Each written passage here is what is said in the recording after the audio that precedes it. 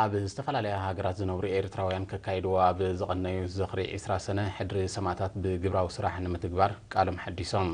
ኣብ ከተማታት ስቶክሆልም ኣደውሓ ደንቨር ሮማን ኦስትሪያን ናይ ዝተኻየደ ስነ ስርዓት ጸብጸባት በፂሕና ኣሎ ሓይሎም በረቐ ኣዋሂድዎሎም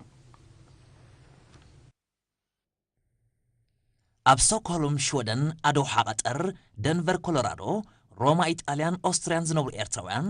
ብምኽንያት 20 ሰነ ኣብ ዘካየዶ ናይ ዝኽሪ ስነ ስርዓት ሕድሪ ሰማዕታት ብግብራዊ ስራሕ ንምትግባር ቃሎም ሓዲሶም ኤርትራውያን ነበርቲ ስቶክሆልም ኣብ ዘካየዶ ብምብራህ ሽምዓን ናይ እግሪ ጉዕዞን ዝተሰነየ መደብ ፈጻሚ ጉዳያት ኤምባሲ ኤርትራ ኣብ ሃገራት ስካንዲኔቭያ ኣቶ ዮናስ ማና ኣብ ዘስምዖ ቃል ሰማዕታትና ወትሩ ልብና ምዃኑ ሰፈሮም ብምምልካት ብዋጋ ህይወት ዝመፀት ናጽነት ንምዕቃብን ሃገር ንምብልጻግን ኣብ ውሽጥን ወፃእን ዝነበር ህዝቢ ኤርትራ ዘካይዶ ዘሎ ጻዕሪ ክድንፍዕ ኣዘኻኺሩ ኣብ ተሓለፍቲ ዝተፈላለያ ማሕበራትን ውዳቤታትን መራሕቲ ሃይማኖት ዓበይትን መንእስያትን ዝተረኽብሉ ናይ ዝኽሪ ዕለት ሽምዓ ስውእ ብምብራህ ኣኽሊል ዕምባባታት ድሕሪ ምንባር ንውዕሎ ጀጓን ስውኣት ዝገልጽን ሓላፍነት ዝሰክምን ስነ ጥበባዊ መሰናዶታት ከም ዝቐረበ ካብቲ ቦታ ዝበፅሐና ሓበሬታ ኣረድዮ ኤርትራውያን ተቐማጦ ከተማ ሮማ ብተመሳሳሊ ኣብ ዘካየዶ ዝኽሪ 20 ሰነ መዓልቲ ስዋኣት ኤርትራ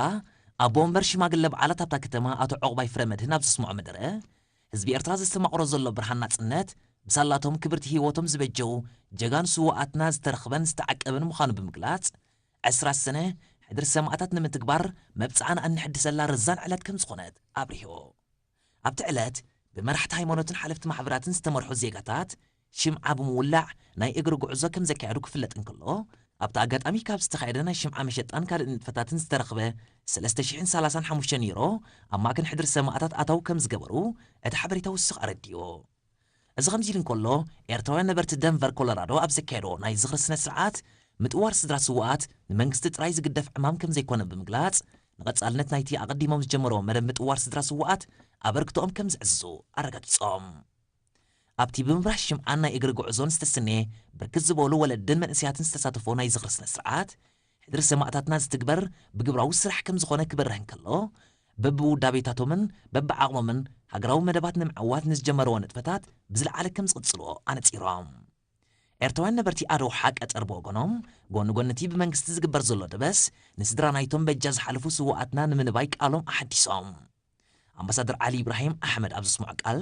ኣብ ኤርትራ ሰፊኑ ዘሎ ሰላምን ምርግጋእን ውፅኢት ክቡር መስዋእቲ ምዃኑ ጠቒሱ ማሕበረኮም ኤርትራውያን ነበርቲ ቀጠር ኣበርክትኡ ኣብ መደባት ልምዓትን ህንፀትን ከበረኻ ኣዘኻኺሩ